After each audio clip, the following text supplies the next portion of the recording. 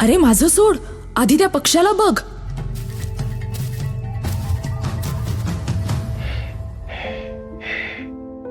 माझी मुलं भुकेली आहेत आणि माझी वाट बघत असतील.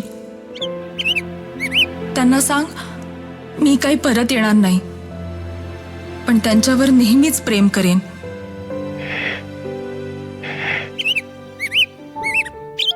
तुझ्या आईला जर असं झालं असतं तर तुला काय वाटलं असतं?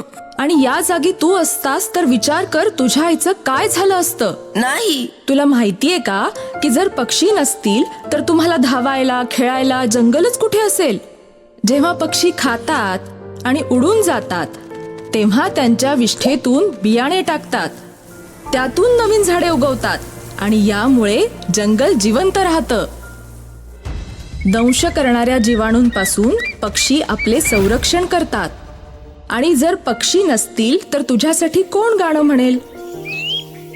पक्षी जेव्हा आकाशात उंच भरारी घेतात तेव्हा तुला नाही का असं वाटत की आपणही अशीच उंची आयुष्यात गाठू शकतो? तुम्ही तर माझे साधन आहात. तुम्ही काय मला हे सांगताय? तुम्ही आता माझा उपयोग बदला. मला जमिनीत पेरा आणि मग बघा काय होतंय.